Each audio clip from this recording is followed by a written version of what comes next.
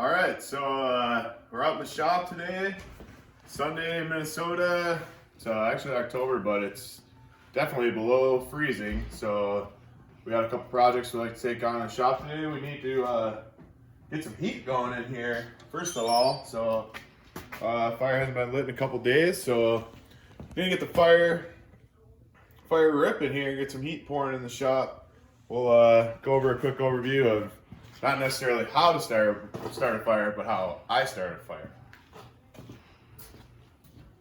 Got some fresh supplies here in the wood box from yesterday's projects. We were cutting up some logs, cutting some corners off of some logs. Some buddies are doing some wood turning projects, and they're making some various candlesticks and bowls and stuff. So we got lots of selection to choose from here. We'll pick a couple good starting chunks here, and we'll show you how we build the beginnings of the fire.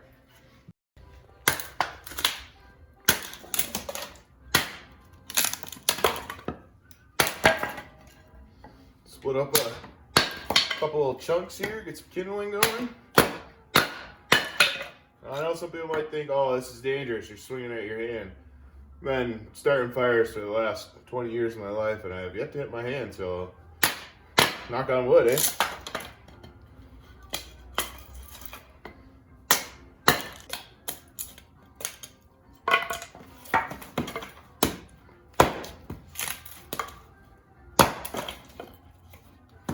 Important not to make sure you don't hit the floor if you're chopping up on concrete like that.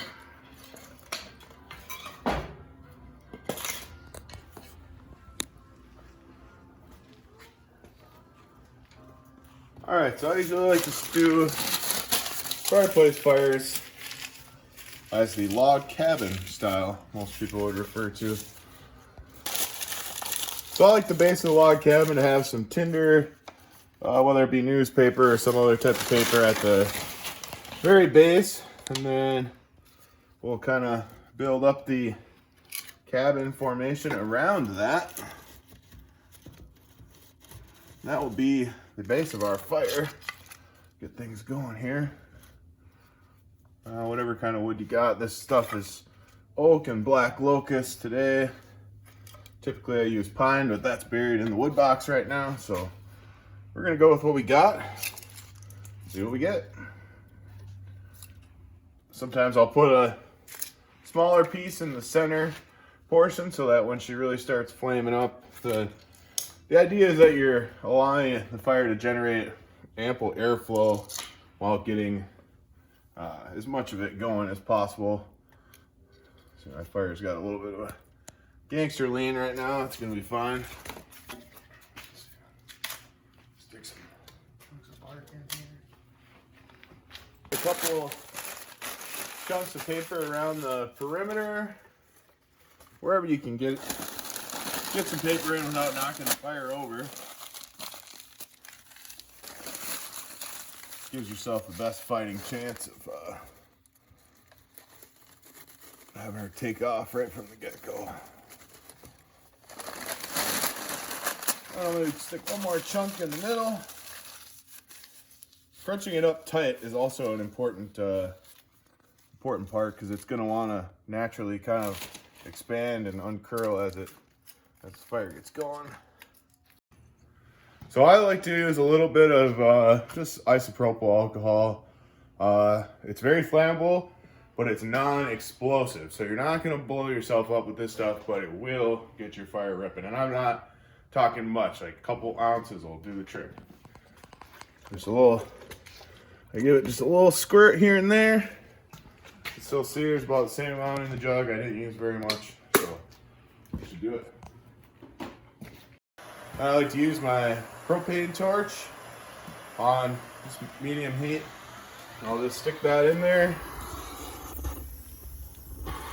Get the newspaper or paper going, and we're off to the races. And that's how you build a fire in a fireplace or a wood stove. Well, that's how I do it. As you can see, it's flaming up pretty good already. So before it gets burnt too far down, I like to add a couple like medium-sized little pieces. I split some little chunkers off here. Just kind of just toss them on there. However, not too particular.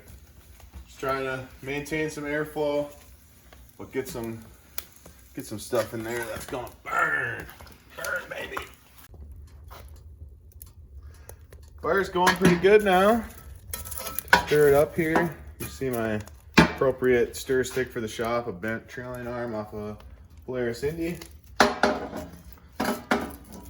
You know, just because it's broken doesn't mean it doesn't have any uses. So now that she's ripping pretty good, we got a nice bed of coals. We'll toss a couple bigger chunks in here.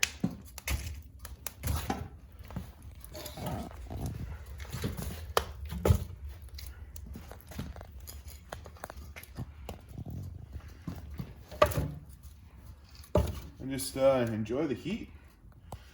It's a great tool to have out in the shop. Heat, especially up in the northern climate. It's not going to be warm all year long, so plan ahead.